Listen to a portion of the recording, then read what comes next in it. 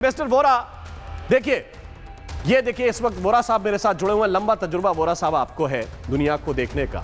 मुझे बताइए कि अगर रिजीम चेंज करना है, अगर आपको कहीं का राष्ट्रपति पसंद नहीं है, आपके मतलब से काम नहीं कर रहा है, तो आप जैसे एम्बेसडर्स बैठे हुए हैं ये बताने के लिए कि कैसे कैसे काम किया जा सकता है।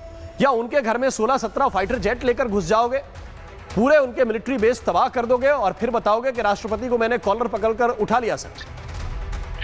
बहुत बहुत धन्यवाद। आपने बहुत कठिन प्रश्न पूछा है, लेकिन मैं जवाब देने की कोशिश करता। मेरी आवाज पहुंच रही है आप तक? Yes sir, loud and clear. Loud and clear, thank you. मैं देश की राजधानी में नहीं हूँ, कहीं और हूँ, सो आई एम रीचिंग। पहली चीज, ये पहली बार नहीं हुआ है कि अमेरिका ने ऐसा किया हो।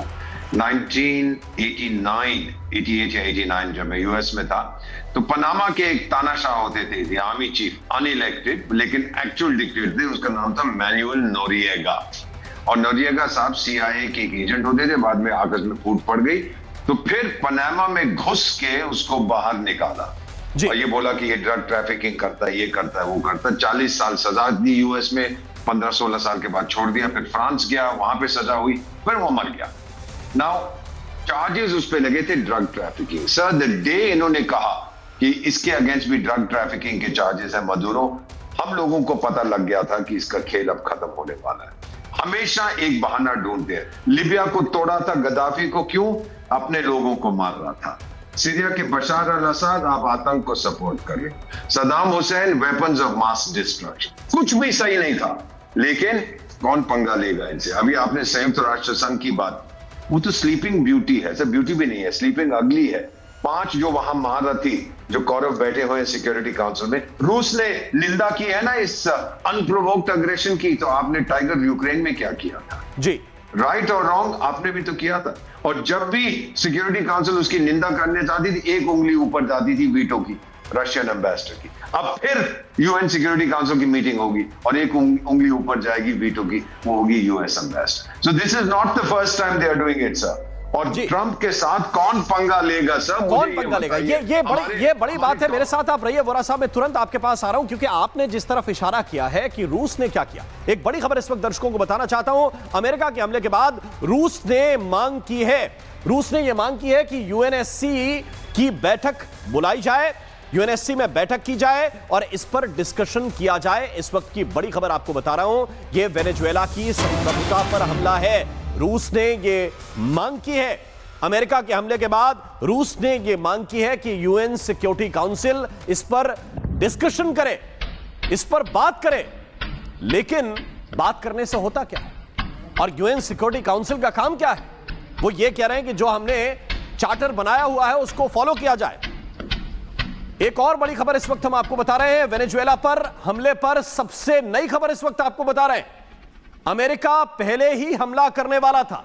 क्रिसमस के दिन इन लोगों ने प्लान कर लिया था कि हमला होना है, और नाइजीरिया पर हमले के कारण इसमें देरी हुई है। यह बड़ी जानकारी निकलकर सामने आ रही है कि यह पहले अटैक करना चाहते थे, ये पहले हमला करना चाहते थे, लेकिन जानकारी इस वक्त ये मिल रही है कि नाइजीरिया पर जो हमला हुआ उसकी वजह से इसमें डिले हुआ है। ये बड़ी जानकारी इस वक्त निकलकर सामने आ रही है। मेरे साथ वोरा साहब जुड़े हुए हैं। वोरा साहब, मैं चाहता हूं एक और आपका कमेंट इसी बात को लेकर कि यूएनएससी से कहा जा रहा है कि आप बैठक कीजिए, रशिया कह रहा है, चाइना कह रहा है, इससे क्या होगा?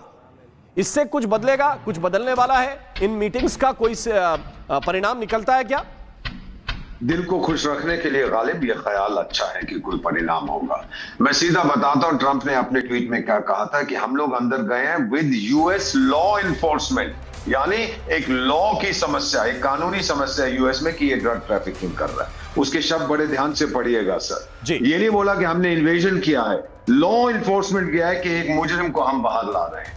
सो this is very very clear. कुछ नहीं बदलेगा, किसी में दम नहीं है इसकी मुखालफत करें। आप जितना मर्जी शोर मचाते रहिए, अंतरराष्ट्रीय में ये हो जाएगा, वो कुछ नहीं होने वाला। वो कोलंबिया में बोल रहा है वर्ल्ड वॉर हो जाएगा, ये हो जाएगा, नथिंग।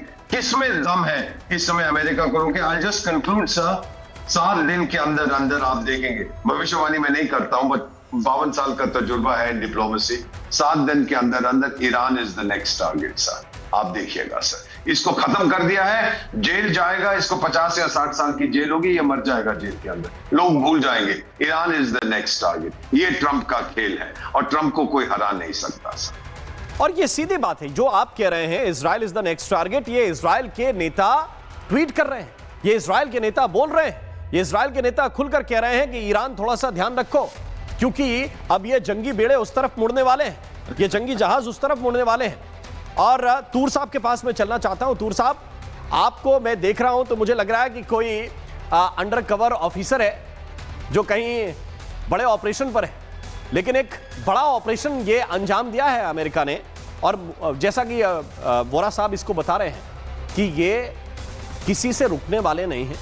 ये भाषण आपको शांति पर देंगे, ये भाषण आपको संप्रभुता पर देंगे, देशों की ताकत पर देंगे, लेकिन फिर किसी भी राष्ट्रपति को आप अंदर घुसकर उठा लेंगे और उसका ऐलान भी करेंगे।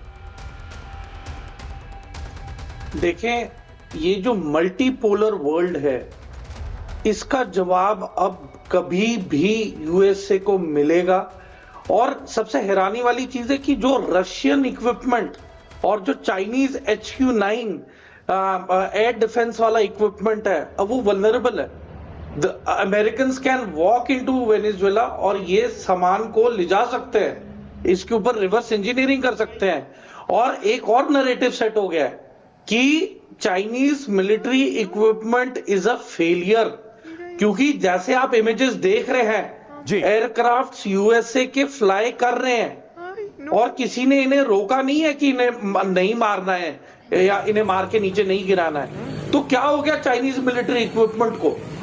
तो ये सीधा सीधा बयान करता है कि पहली चीज की Chinese export military equipment ineffective है, और जो पाकिस्तान का नैरेटिव था ऑपरेशन सिंदूर का, वो यहाँ पे नष्ट नाबूद हो जाता है और सारे मुझे तो बड़ी बात लग रही है तूर साहब, अगर कोई फाइटर जेट आए, मान लीजिए F-35 आए, उसको डिटेक्ट नहीं कर पाए, उसको पकड़ नहीं पाए, तो फिर समझ में आता है कि हाँ भाई और अच्छा इक्विपमेंट चाहिए हमें इसके लिए, और अच्छा रडार चाहिए।